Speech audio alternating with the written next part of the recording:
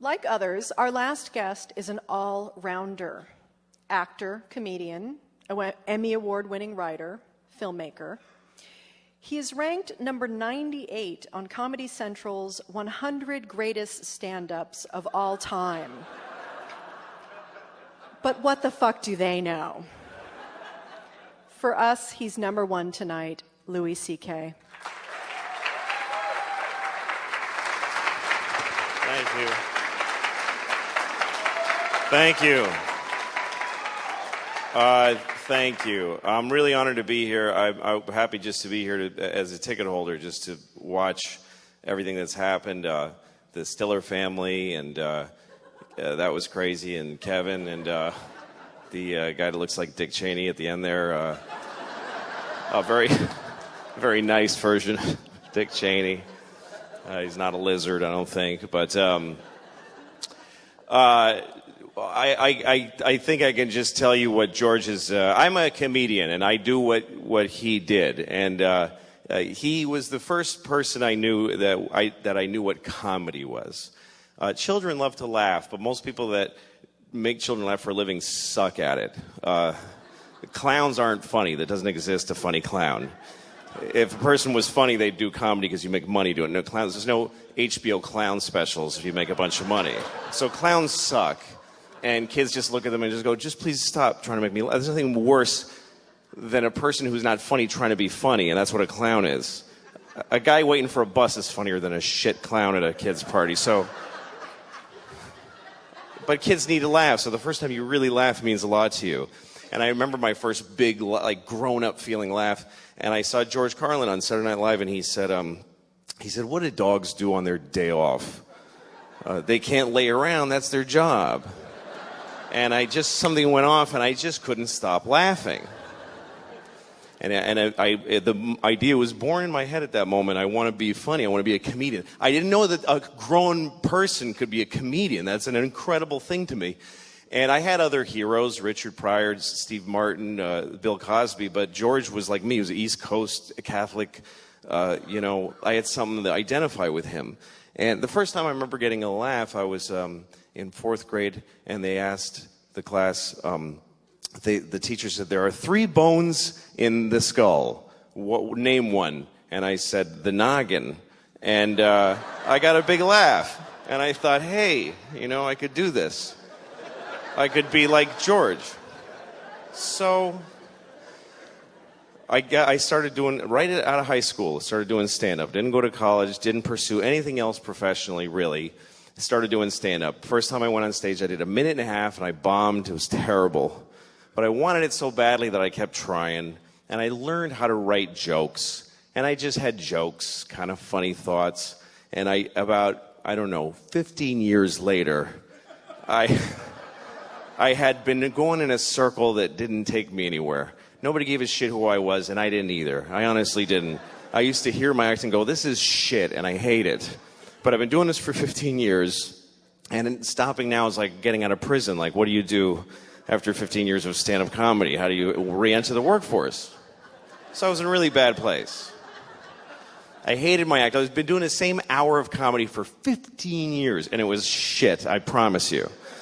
And I was working places like Chinese restaurants, and I'd do a show in a Chinese restaurant where they don't even know there's a show going to happen. They're there to eat, and all of a sudden you'd go, hey, everybody, and people are like, I'm eating. I don't want to be forced to sit in this. So I was doing a Chinese restaurant called the Kowloon in Boston, in Saugus, Massachusetts, and I was sitting in my car after the show just feeling like, this was all a big mistake. I'm not good enough. And I felt like my jokes were a trap. And I listened to a CD of George talking about comedy and the workshopping it and talking about it seriously. And the thing that blew me away about this fellow was that he just kept putting out specials. Every year there'd be a new George Carlin special, a new George Carlin album. They just kept coming, and each one was deeper than the next. And I just thought, how can he do that? And it made me literally cry that I could never do that. I was telling the same jokes for 15 years. So I'm listening, and they ask him, how do you do all this material? And I'm like, eh. And I hear him, and he says, well, I just decided every year I'd be working on that year's special. And I'd do the special, and then I'd just chuck out the material. And I'd start again with nothing. And I thought, that's crazy. How do you throw away? It took me 15 years to build this shitty hour. If I throw it away, I got nothing. But he gave me the courage to try. And also, I was desperate. What the fuck else was I going to do? This idea that you throw everything away and you start over again. And I thought, well, okay, when you're done telling jokes about airplanes and dogs, and you throw those away, what do you got left? You can only dig deeper. Start talking about your feelings and who you are. And then you do those jokes and they're gone. You got to dig deeper. So then you start thinking about your fears and your nightmares and doing jokes about that. And then they're gone. And then you start going into just weird shit. Yeah, eventually you get to your balls. But there's a whole... It's a process that I watched him do my whole life, and I started to try to do it. And I started to think, because he says whatever he wants. What do I really want to say that I'm afraid to say? And at the time I was a father. I am still a father. But at the time I had started, I didn't take off yet. The jury's out. My oldest is 8. I could still split. So far I'm still there. I was having a lot of hard time being a father. And I wanted to say it on stage. And one night I thought, okay, forget all the old jokes. I'm going to start again. And I thought of the first thing. I said, I can't have sex with my wife, because we have a baby, and our baby's a fucking asshole. It's just what I was feeling, and I said it. And the audience went, whoa! And I thought, oh, I'm somewhere new now. And I said something like, I never used to get babies in the garbage, but now I understand it. And they did that. And I thought, I'd rather have that than the shit tepid laughter for my 15-year-old jokes. So I started going down this road. And he was always the beacon for me, always, this guy. He always gave me the courage. He says, the line that Kevin quoted, where he said people at abortion rallies are usually anti-abortion rallies, that people wouldn't want to fuck in the first place.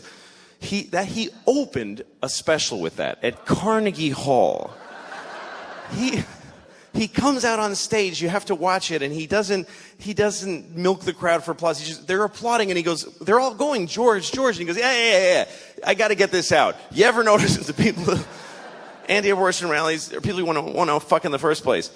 And most comedians would do a good half an hour of really sweet material and couch that joke in but he just had to get it out there. So he set that example for me, and that's the way I've done my act. And since then I've done 3 comedy specials, and I've started down the same road. It's been a massive change for me. I feel every year I've got something to work for. I'm doing exactly what he taught me to do, and on stage I feel a courage to say what I want to say because of this guy.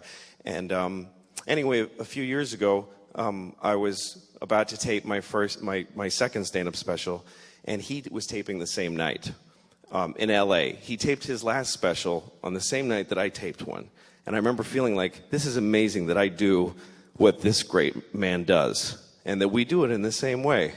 And he died, and he kicked me in the balls when he died. It really hurt. And then I remember that, and I don't want to be doing this, I'm sorry, but later I was at it doesn't matter, and my phone rang, and it was his daughter, it was Kelly. And I have 2 kids, and they're girls. So I thought, he's got a daughter, and his daughter's calling me. And I know what it means to have a daughter, because I have 2.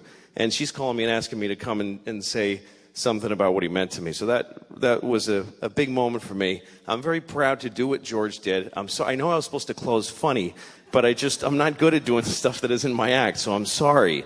But he was a great man, and anything that ever happens to me that's good is due to this guy. And I can tell you, because I do what he did, that it was really hard to say the shit that he did, and that it took a lot of courage. It was difficult. So thanks for coming and honoring him, and thanks for having me.